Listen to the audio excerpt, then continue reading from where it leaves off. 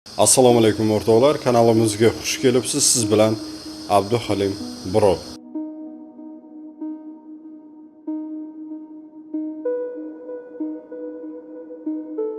Tojikistonlik Qobiljon halok bo'ldi. Bu haqda butun SNG gapirdi. Nafaqat SNG, Rossiya va boshqa davlatlar ham. Buni natijasida esa ikki davlat rahbarlari ko'rishganda, Tojikiston va Rossiya rahbarlari ko'rishganda, Vladimir Putin so'zini boshlashdan oldin Qobiljon haqida gapirdi. Начать нашу двухстороннюю встречу хотел бы со слов искреннего соболезнования и вам, и семье мальчика из Таджикистана, который погиб несколько дней назад. Совершение терактов в отношении детей – это особенно отвратительное преступление. Без всякого сомнения, следствие будет доведено до конца, и виновные, если их не случайно, безусловно, будут наказаны в полном объеме. Повторяю еще раз, меня шокировало просто это преступление. Как уже сказал, преступление подобного рода вообще выходит за грань понимания, но если совершаются вот такие теракты, совершаются еще в отношении детей, то это вызывает особые чувства. Прошу передать самые искренние слова соболезнования семье погибшего мальчика. Men bu holatdan shokdaman. Vladimir Putin. Va nihoyat Rossiya prezidenti Vladimir Putin Tojikiston prezidenti Emomali Rahmonga tojikistonlik Qobiljonning o'ldirilishi bilan bog'liq masalada hamdardlik bildirdi. Qizig'i, Rossiya prezidenti Qobiljonning o'ldirilishi hodisasini teraktga tenglashtirdi. Ha do'stlar, bu teraktdan ham battar narsa desa bo'ladi. Bu vahshiylik va dahshatli fojia edi.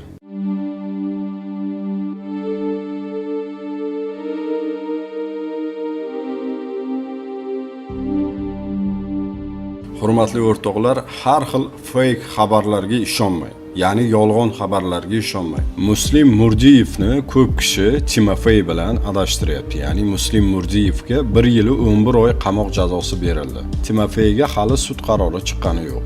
Ma'lumotlarda Muslim Murdiyev o'rtog'ini himoya qilaman deb 1 yil 11 oyga qamalgani aytiladi.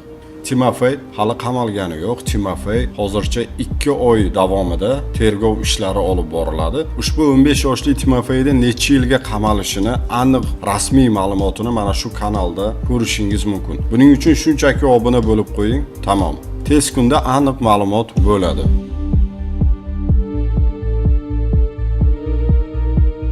Hurmatli o'rtoqlar, ma'lumot o'rnida aytib o'taman. Bu tojikistonlik bolaning birinchi o'ldirilishi emas. Bu Rossiyada tojik bolasini milliy nafrat asosida o'ldirilgan ilk holat emas. Ommaviy axborot vositalari Rossiyada so'nggi 22 yil ichida kamida 6 nafar tojik bolaning shafqatsizlarcha o'ldirilishi yoritilgan. Migratsiya masalalari bo'yicha ekspertlarning fikricha bunday qotilliklar Rossiyada migrantofob muhit shakllanishi va ksenofobiya uchun jazosizlik oqibatidir. O'sha Qobiljonni o'rnida xitoylik yoki aqshlik bola bo'lganda nima bo'lardi sizningcha? Albatta fikringizni kommentariyada chiroyli axloq bilan yozib qoldiring. Maktabga kelgan 15 yoshli Timofey, ya'ni bilmadim, qotil nima deymiz, qanaqa xullas odam deb bo'lmaydi. U maktabga aslida o'qituvchisidan norozi kayfiyatda kelgan. Ya'ni bir o'qituvchidan, rangi qoraroq bo'lgan o'qituvchidan norozi kayfiyatda o'ldiraman deb kelgan. U o'qituvchi matematika o'qituvchisi bo'lgan. O'sha qotil Timofey o'qituvchini boshlang'ich sinf xonalaridan qidirgan.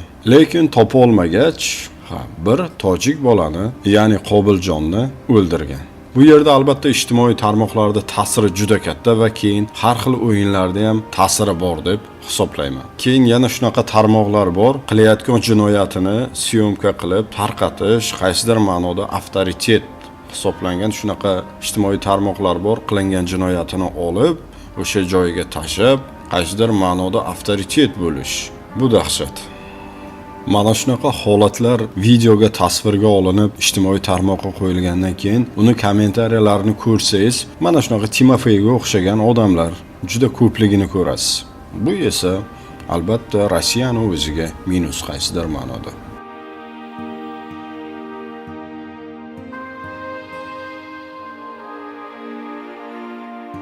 Hurmatli do'stlar, yana shunaqa ma'lumot bor. Qobiljonning onasiga Tojikistonda 2 xonali uy berilgani aytilmoqda. Va yana bitta ma'lumot o'rnida aytib o'tib ketaman. Qobiljon qaysidir ma'noda jinoyatchini chalg'itgan va o'ziga jalb qilgan. Bu bilan u ukasini va sinfdoshlarini himoya qilgan. Hurmatli do'stlar, albatta bu meni shaxsiy fikrim. Hurmatli o'rtoqlar, hamma o'z shaxsiy fikrini bildirib chiqdi. Marhamat, Abduhalim Bro kanalida ko'ramiz. Qobiljon masalasi. Ya'ni tojikistonlik bola Rossiyada 10 yoshli bola pichoqlanib ketildi. 15 yoshli Rossiya fuqarosi rus yigiti tomonidan. O'shani video qilgim kelmadi. Nimaga? Chunki hamma joyda gapirildi, hamma gapirdi. Men aytdim, bo'ldimi? Hamma bo'ldik, hamma gapiryapti. Yaxshi, bu yerda meni unchacha keragim yo'q. Men ham qo'shilishim shart emas dedim. Keyin tushundimki, yo'q. Bu haqida ko'proq gapirishimiz kerak ekan. Ya'ni men ham gapirishim kerak. Boshqalar ham mayli 100 ta, 200 ta, 300 ta blogerman, hamma gapirish kerak bu narsa haqida. O'shaning uchun bu muhim deb o'ylayman.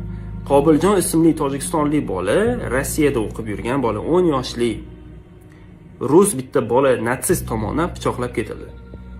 Nimaga bunaqa bo'ldi? Sabablari juda ham ko'p aslida. U bola o'zi kim, hozir qanaqa jarayonlar ketyapti, bu yoqda urush qanaqa ta'sir qilyapti, tarbiya ota-onalar bolasi bilan ishlayotgani, keyin natsionalizm ruhi ko'tarilayotganligi, propaganda ketayotganligi hamma shuni tegidi. Shu faktni o'zini bilib, keyin o'zingiz izlanishingiz mumkin. O'shanda bilasiz qanaqaligini. Bu narsa muhim, biz ham bilishimiz kerak bu narsalar haqida. Undan tashqari, har bitta gapirilganimiz, men chiqib gapirganim, boshqalar gapirgani bu bosim beradi. Misol uchun, bu Rossiyani o'zida ham Instagramda rus blogerlar gapirib chiqdi. Yaxshi baraka topsin. Endi albatta natsistlar ham bor. Telegram kanallarda ular bekim olgan, o'sha yerda xursand bo'lib o'tirishdi. Qancha Telegram kanaldan postlar chiqdi, xursand ular, ana zo'r bo'ldi deb. Lekin yaxshi odamlar ham bor. Ular ham gapirdi. Biz ham gapirishimiz kerak. Lekin nima muhim narsa? Misol uchun, BBC Rossiyani kirib 2 marta qarab chiqdim, ishona olmadim-da. Nahotki BBC Rossiya yozmagan bu haqida. Hech nima demagan. Qancha biz ko'p gapirsak, bosim qilsak, mana shunaqa katta o'sha gazetalar, axborot agentliklari majbur bo'ladi. Ya'ni bu xonadagi fil deyiladi. O'z ingliz tilida shunaqa so'z ibora bor.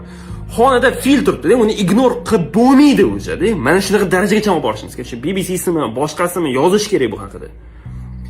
Nima ish bo'lganini bilishligingiz kerak. Rossiya tomonidan, rasmiylar tomonidan hech qanaqa narsalar bo'lgan. Yo'q, hech nima bo'lmaganda. 2 kunda esdan chiqib ketadi deb o'ylangan. Shunga stavka bo'lgan. Yo'q, esdan chiqmaydi. Biz gapiramiz, men ham gapiraman, hamma bilish kerak bu haqida. Bu narsa muhokama qilinishi kerak. Hurmatli o'rtoqlar, kim bizni loyihamizni, kanalimizni qo'llab-quvvatlamoqchi bo'lsa, mana shu kartalarimizga bemalol donat qilishi mumkin, ya'ni homiylik qilishi mumkin. Summasini esa farqi yo'q. 1000 so'm, 2000 so'm, 3000 so'm, 4000 so'm, 5000 so'm. Sog' bo'ling, salomat bo'ling.